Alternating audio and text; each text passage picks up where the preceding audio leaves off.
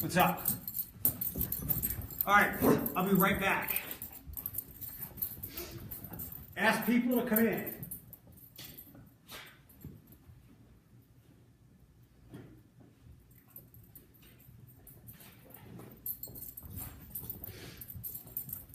We'll be here. Just start loading up. We'll do this in a minute. Hold on.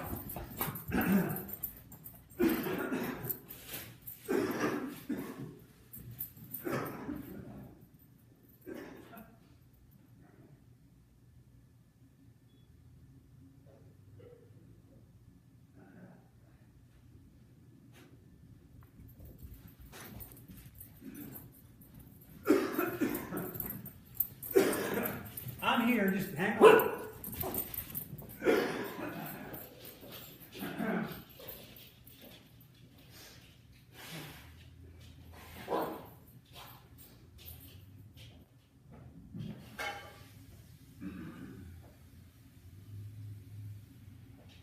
Stop.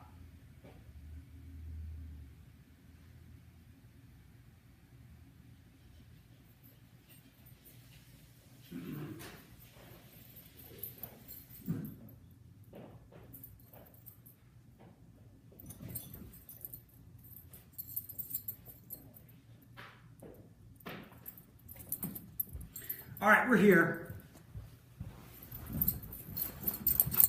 You want to hop in the lap? I'm gonna hop in the lap. Come on. Yeah, Dad loves you. Good news. I said good news. Good news. There were. At least you stopped. What are you talking about, Paul? At least there were no piles of shit here today. Hi everybody. We're here. Diddy, if you want to say hi, you gotta come over here. Come here. Come over here. Come here. You gotta be quiet. I'm sorry. I'm sorry. Oh, wait. Are you done? Are you done? Are you done? Can you stop?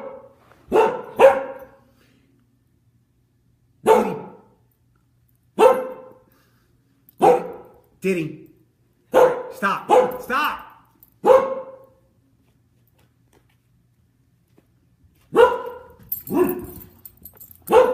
We're trying to do something here. Diddy, are you? He's an asshole. Can you move? Can you move? Yeah, I love you. Are you done? Maybe we should just stop and do this later. All right. Hi, buddy. Tell your brother to stop. Sorry, I don't even need glasses, but these are new. Sorry these haven't been as frequent lately. I've been trying to do more blogging because I enjoy writing. Actually, I don't. I enjoy what comes from my writing, like the finished product. Writing the actual blogs can be an agonizing process because up here, that's a great idea. I have to put that down. I've got to write this up. And then as I'm writing it, trying to put adjectives and nouns and predicates together, it's a little troubling. But usually the product is satisfactory. Is the light okay here? Should I open up that one? Are we good with light? So there's been more blogging. That's ericchase.blog. iHeartMedia paid for that blog page. I used my unemployment money to pay for it for a year instead of the free WordPress. So that's up. There's a new blog today. I'm working on another blog idea. Not underrated, but maybe overshadowed boy band songs. Last week it was the most universally beloved throwbacks of all time. This time, I'm formulating it in my head. Overshadowed boy band songs. That's what we'll call it. Overshadowed. So we'll do that. Thank you, Diddy, for being quiet. The reason I wanted to sit down today is I've been thinking about this idea since Saturday when I did a podcast with Bill Berry. Bill is a successful businessman, and he is the honorary or the official walk chairman for the NAMI walk. And when I met him a year or so ago at the NAMI luncheon, he was incredible. After he talked about his daughter and her story and the family story, I was ready to get up. I was going to run that walk right then and there. Very few people like get me out of my seat and have me going, okay, let's do, like, he motivated me, he inspired me. There is a great spark inside of me, but it takes certain kinds of people to light that spark up. Usually in the morning, I get a small spark from coffee. Other than that, it's kind of difficult. So I had Bill on, and then as Bill and I were talking about his daughter's battle with what they go with borderline. And to that point, I've had this thought where we need to talk about this. I need to make this part of my mental health talks. It's got to be here on Facebook Live. I've got to write about it. But I think writing about this would be incredibly difficult. I just talked about how idea, eyes, mouth, fingertips to blog can be a challenge. Taking this very broad but abstract idea and putting it into like a 1,000-word blog would be a challenge. So I figured I'd just talk it out here. And Bill and I were talking about, I said, well, does your daughter have an official diagnosis? And he like loosely talked about borderline personality, which I guess some people have thrown my direction before. That is someone who is fairly mercurial. They bounce back and forth. Like like with bipolar, I'll have days of depression. For me, anyway, I'll have days of depression, sometimes weeks, and bursts, like afternoons or evenings filled with hypomania. And bipolar, it's like people with long periods or longer periods of mania or depression. And borderline is like in the afternoon, you're one thing, and at night, you're another thing. And it vacillates, oscillates. It's mercurial, it's capricious. Any of those words, it's always shifting back and forth and totally unpredictable behavior. And that's what we talked about with Bill, his daughter, her diagnosis. And he was like, you know what? I don't even care about the diagnosis. And I forget what else was said in the podcast. You should go listen to it. Go to the Q1055.com website. Under podcasts, it's easy to find. And whenever I talk about the mental health stuff, I talk with my friend Robin, the executive director of NAMI, and we talk about no stigma. There shouldn't be a stigma with mental health. And I have mentioned in the past, it's difficult for me to comprehend that there is a stigma out there that many people won't talk about this stuff because it's so easy for me to sit and talk about. There is zero stigma with me, and maybe it's a product of who I am. Maybe it has been, that muscle has been strengthened by doing what I do. Radio media, where everything is in play. To be an interesting personality, everything has to be out there. And that's just fostered a belief system in me that there is no stigma with anything. Talk about it. My life rules that I was working on earlier, and a friend of mine said I should do some video on this, is when it comes to doing what I do or media, content is obviously important, but the most important part of the content, at least for me, is authenticity. Be authentic. And with that authenticity, there's no stigma. So we talk about everything. So it is hard for me to wrap my head around the fact that someone doesn't want to talk about something that's going on with them for fear of how they will be labeled or thought of. So to go back to what Bill and I were kicking around, and he doesn't care about the diagnosis, while when I did the TED Talk or do other talks, I would of course encourage someone to go speak to a professional. And the point of all this is, fuck the diagnosis, okay? Fuck the diagnosis, except in the beginning. Like, you need to go somewhere and speak to some kind of professional, stop, and get some kind of baseline. The baseline is important. If you go to a psychologist or a therapist or a doctor or something like that, they need a baseline. Like if you go in and say, I've got some mental health struggles and I would like some medication. A baseline, not self-diagnosing, but some kind of baseline is important for getting proper treatment from whoever that professional is that can treat you. So a baseline diagnosis is important. But once you get that, once you've committed to getting help that is out there, fuck the diagnosis. And forgive me if this is a little clunky because I've just been thinking about this since Saturday, but I think it makes sense. Forget about the diagnosis. If that's what it takes for like me when I was 24, 25, and I was like, holy shit, bipolar 2, that's what it is. That was like the happiest day of my life, getting that diagnosis, because then I knew who the villain was. Now we can treat this villain, this disorder, this illness. We can treat this. Again, the baseline. But sometimes people don't want that stigma. Bipolar, schizophrenia, borderline, whatever the scary word is that puts fear over you, thinking, oh, people are going to think I'm that. I guess I'm specifically speaking to you in this case. Like, I know where I am. I'm self-aware. I know what I've got to do when things get a little sideways.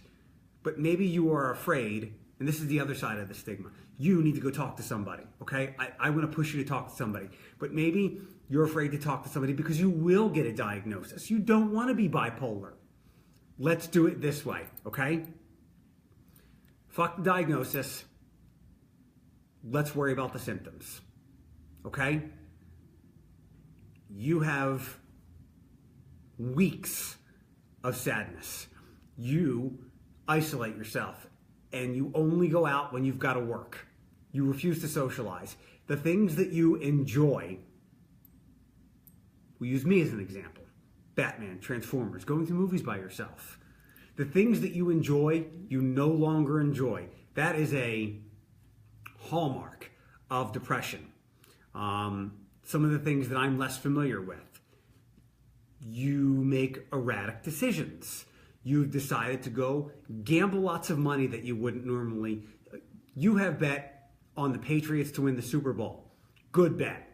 You have bet all of your money on the Patriots, all of your money on the Patriots to win the Super Bowl. Irrational, erratic, bad decision. If you're not feeling like you truly are, like you want to feel, whether it's depression or mania, or your friends have some concerns about you, and if your concern is about getting a diagnosis and being labeled something and your stigma lies in the diagnosis, fuck the diagnosis, treat the symptoms. Because to be honest, these aren't 100% anyway. If some medical professional said, look, you're not even bipolar 2. Maybe you're 3, and I don't think 3 exists. Maybe you're more blank. Like some people in the past have said, maybe you're a little more borderline. Because, yeah, my mood can shift erratically from morning to afternoon, pending coffee. But since I'm open to treatment, I don't care about that. I know I just want to feel better. But if you are not open to treatment because you're afraid of the label and how you might be treated or cast with a schizophrenia diagnosis, do you want to feel better? Do you want to be yourself? Do you want to live a happier, more joyful life? Well, treat the symptoms. Don't look at it as a labeled disease. Treat the symptoms. How's that sound? Does that make sense? Good boy. This is not like, hi buddy, this is not like a broken leg. Hi Dave. Kisses. Or an MRI where you can see if you've got a bad contusion, a sprained, like a severe sprain, a torn ligament. This is not an x-ray. This is not specific stuff. The only way to get the best diagnosis you can with these things are to be honest with your caregiver. And even then, you might not have been able to put into words how you're thinking and feeling. They might perceive it a little bit differently. So these diagnoses are not always accurate. So if you're concerned about that, just treat the symptoms. Screw the diagnosis. Perhaps it'll be easier to get yourself feeling better. Like I said, this was all extemporaneous stuff, but if there's a stigma of you being, wow, that person has depression, and you're concerned that that's you and how people might think about you, just go tell whoever you're ready to talk to. I've been kind of, somebody died in my life and I'm trying to get some help because I feel like I shouldn't be sad anymore. Don't call it depression. Just explain the symptoms and you'll get some help. We have some other things to talk about. This one electrocuted himself the other day. It was a relatively beautiful Sunday afternoon, right? It was 50 something, and I'm not going to say the W word, W-A-L-K, because they'll freak out. But we went for one, and either from him being all wet or his tongue, there are still Christmas decorations outside on St. Clair Street. And I think he stuck his paw or his tongue into an electrical socket. And he flung himself 3 feet away and whimpered like a small little boy. Hi, Diddy. Look, there's Diddy right there. But thankfully, his paw right here was all black. Thankfully, it was from walking in something and not electrocuting himself. Some other things. What did you think of that? That fuck the diagnosis thing. Forget about the diagnosis. So if you're afraid of being labeled as something, just explain how you're feeling and let's get help for those problems. There's a ProMedica event tomorrow night, Impact and Inspire at Emosteria. They are at capacity, but maybe they've opened up some spots. It's to benefit the Cherry Street Mission. The show is back on Sunday, just 2 hours this week of Eric. No Sunday, no late Saturday, 8 to 10 Saturday morning, the morning after. Enjoy the podcasts. Go to the Q105 site or follow these socials along. A couple other things coming up. Tuesday for NAMI, the National Alliance on Mental Illness. There's a general information meeting at SIP. Be a team captain, raise $50, get a $25 gift card for like Walmart or B-Dubs. Tuesday morning, 11 to 1 at SIP. I'll be there. They have really good coffee there. It's on, it's Cricket West. It's Cricket West Shopping Center on Central. It's on the back side of it, okay? The back side on Central, Cricket West, SIP 11 to 1 on Tuesday. So if you're thinking about being a part of the NAMI walk, good. Get a team together. It's a walk. If you want to run, you can run if you want. The walk is on May 12th. Let's see. Also in February, I've got to look up the dates for this. There is a fundraiser at B-Dubs, also on Central.